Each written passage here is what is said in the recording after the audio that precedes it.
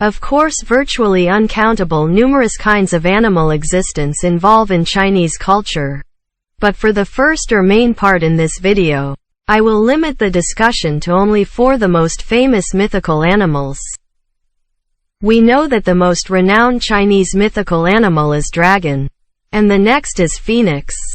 Even though the legend tells that the dragon has 9 children, which each is another unique Chinese mythical animal, my discussion will not going further onto them. You know that Chinese dragon totally differs from Western one in both form as well as legend.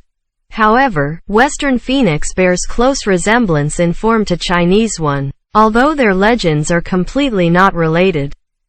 Legend says that Emperor 皇帝 around the mid of the 3rd millennium BC, created dragon and phoenix, but the antique book on the Chinese origin, 山海经, recorded that the first goddesses who created earth and mankind had the head of human and the body of dragon. 山海经 recorded the existence of phoenix as well. Archaeologically, there was found a tortoise shell carved with phoenix drawing. For further discussion on the tortoise shell archaeological finding, please refer to my first video, number D001, in this playlist. My father speculated that the ancestor who introduced dragon for the first time should had seen leafy sea dragon, and his friends who listened to him just laughed aloud, and couldn't agree more. Chinese uses these dragon and phoenix for symbols of authority and luck. Only emperor could wear dragon pattern cloth, and have dragon carved chair, etc. Otherwise, they would be beheaded. The palace carving always has dragon on top and phoenix below it, where the dragon symbolizes the emperor. The last dowager, 慈禧, reversed them with phoenix on top and dragon below it as she was at the top authority at the time. So, the phoenix symbolizes the queen. In general, dragon represents male and phoenix represents female. So, dragon-phoenix pair is often used for auspicious words such as 龙凤呈祥, or good luck for the newlywed couple. 龙 means dragon, 凤 means phoenix, 呈 means present, and 祥 means luck. However, here are some catches for overseas Chinese, especially in Indonesia. Don't mention for foreigners. Chinese dragon is indeed male. There is no authentic female dragon so far I know, even though as I mentioned in above paragraph that dragon has 9 kids. And 凤 is also male. The female phoenix is 黄. In addition, there are some variants of phoenix, such as 鸢 and 鸞. So, I rather use 凤凰呈祥, but I saw no one uses it. One of the arts in Chinese is the extensive use of Chinese idioms. Chinese idioms are quite unique that may deviate from Western common understanding. Please refer to my video number B019 for more clarification on Chinese idioms. For a word dragon, of course there are many Chinese idioms using it. For an obvious example is 凤凰呈祥. And when discussing Chinese idioms using dragon, I always remember this one Chinese idiom. 叶公好龙. 叶 has multiple meanings, but in here, it is just a name of a place. 公 has multiple meanings too, and in here, it means an honorable person, and hao has multiple meanings, but in here, it means having a hobby or fawns of. So, word-by-word translation of 叶公好龙 is the highest officer in 叶 office, loved dragon.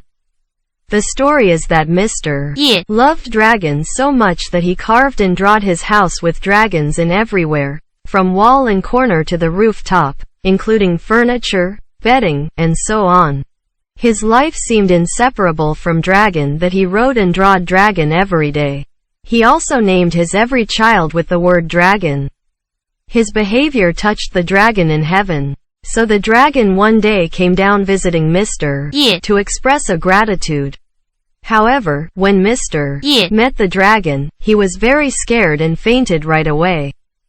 Therefore, the real meaning of 叶公好龙 is a sarcasm to a person who insincerely says loving of something superficially but below in his heart, he actually doesn't like it, or even opposes it. Dragon and phoenix are the hearts of Chinese culture. Their topics to talk are endless. So, I just close their topics with the famous dragon dance. There were some records already about dragon dance during Han Dynasty, 205 BC to 219 AD, especially in a book, 春秋繁录, by 董仲舒, 179 BC to 204 BC. But origin of dragon dance is already untraceable.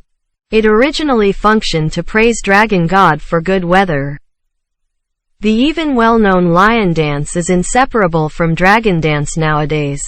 But originally there was no lion in China. Instead, lion was originally inhabited from northern India to Africa.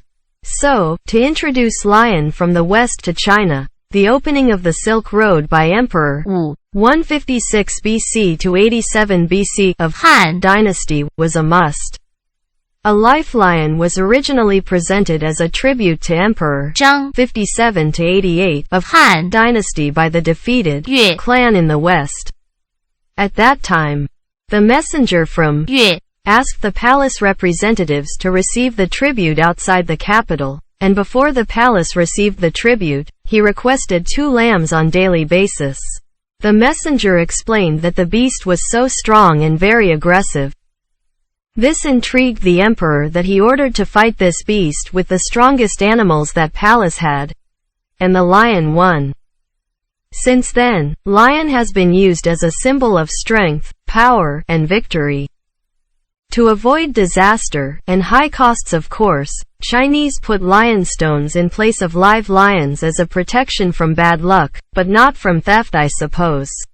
With getting popular in Chinese culture, lion dance was invented to accompany dragon dance. In my video number 8001 on lion dance, I presented another animal figure dance, 蟾蜍. However, as I never see this dance outside Central Java, Indonesia, I will not bring it up here. The last of the 4 animals I am discussing is qilin. It is so famous because in legend it had so close relationship with Confucius, 551 BC to 479 BC. It was said that qilin only appears among humankind when a prophet is going to be born or when the world or country is in peace and abundance prosperity. So, there is a saying of qilin gives a son. And legend says that qilin came to Confucius' home in about time of his birth, and Confucius died not long after the death of the qilin. If you go to a Confucius shrine, especially in Indonesia, please put attention that you will find a drawing or statue of qilin. The tortoise shell inscriptions already have the record of qilin. Also legend says that qilin is the descendant of dragon. The same as 凤凰 that most overseas Chinese, especially in Indonesia, doesn't know if qi is the male one and lin is the female one. I once congratulated the marriage of a Taiwanese friend, X lin, with 麒麟相配, or qi and lin just make a perfect match. And she likes it. Now let's continue to the second or the auxiliary or the closing part of this video. 12生肖, or the Chinese 12 animal zodiac symbols, which are rat, ox, tiger, rabbit, dragon, snake, horse, sheep, monkey, rooster, dog and pig in their appropriate order. Only dragon was the animal as the subject in the first part before. The historical origin of this 12生肖 is already untraceable, as it is based on the 12 branches in 地支, which according to legend, was created by Emperor 皇帝, who also created dragon and phoenix as explained in the first part before. People assumed that he also was the one who created this 12生肖. What most people is unaware of one secret rule of this 12生肖, that is an animal member on an odd-numbered position must has odd number of claws or fingers, and subsequently an animal member on an even-numbered position must has even number of claws or fingers. After telling this secret, most of the time, friends argued on dragon and snake. They said that dragon is on the 5th position but it has 4 claws. I said that the dragon statues or drawings or whatsoever in palace have 5 claws. And the stories why when dragon in public reduces its claws to 4 only or varies. One of them says that only royal family could have 5-claw dragon. This story also confirms that dragons should have 5 claws, or at least, originally had 5 claws. Odd number of claws on odd numbered position, checked. While for snake, friends argued that it even has no leg. I replied that 0 is in the between of 2 odd numbers, those are 1 and -1. So, 0 is seen as an even number. Even number of claws on even numbered position, also checked. Then, these proofs of the validity of the 12生肖 secret rule conclude this video presentation. Thank you for watching.